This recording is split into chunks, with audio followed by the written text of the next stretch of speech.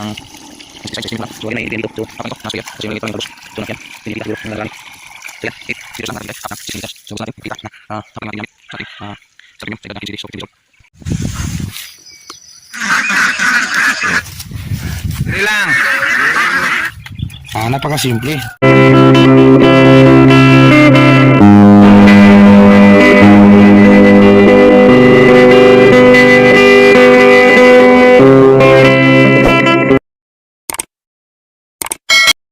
Sitaw afternoon mga kasitaw. So, nandito na naman tayo sa ating video sa Insakto TV. So guys, yung ipakita natin ngayon is yung ating kuan na sitaw na mag 18 days old brata. So sa 15 days ngayon. So 2 linggo at 1 araw. Ito yung hitsura. Naka-apply tayo ng isang fertilizer at isang insecticide. So may na-notice tayo na parang leaf miner. Yan. So mga bakas-bakas, pero again, hindi naman ito nakatikim ng todo na insecticide. So walang rason kung matamaan ito ng medyo mahal-mahal na mga insecticide. Tiplock to. So yan. So yan sa baba, buhay na buhay yung ating sitaw. So kaka tubig lang natin at saka basa. Yan, nakita nyo yan, marami ng dahon. So lalabas na yung talbos nya, yung ito sa ugat na yan, talbos na yan, napupunta dito sa ating puno ng talong.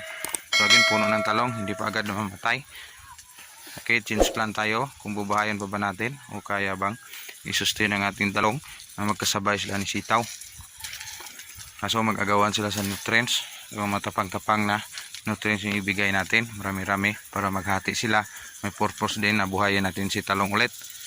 So option natin yan kung paano natin siya nagawin. So ito yung napansin nyo, yung ating dalawang sprinkler. Yan. So gumamit lang tayo ng dalawang ganito every 2 to 3 hours. 2 to 3. So pinakabilis 1 at kalahati, almost 2 hours. So ililipat natin itong after 1 oras at kalahati.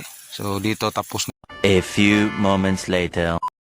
So ito, pansin nyo yung ating sitaw na may sikreto na umaatake pero hindi natin pansin. Again, advance tayo, preventive na lang yung gawin natin. So again, yung tinira natin na apply tayo ngayon. So ipakikita natin. So nalagay na natin dito sa knapsack sprayer kasi na busy na tayo kanina.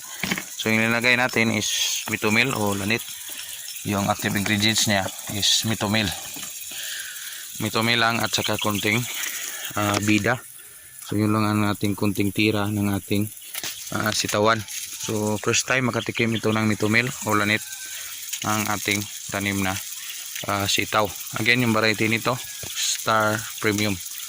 Again dito, again dyan na area na yan is ano na yan, Bagyo beans. So dito sitaw, dyan beans. So puro nitrogen fixation yung ating tanim. So kusang tumataba lang yung sa hangin. So hindi na masyado need yung abono. So yun ang target natin kasi wala na tayong masyadong malaking kapital. So itong sa tanim ito makasave tayo sa balag.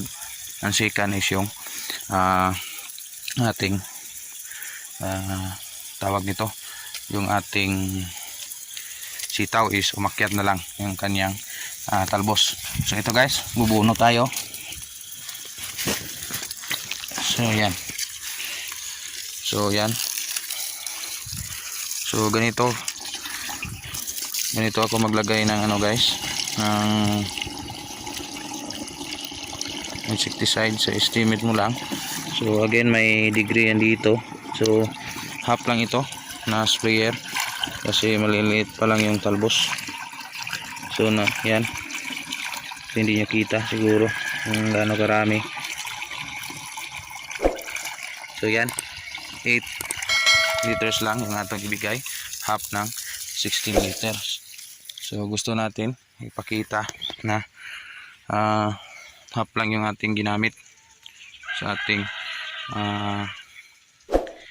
Star Premium sa edad na 15 days o 15 days old.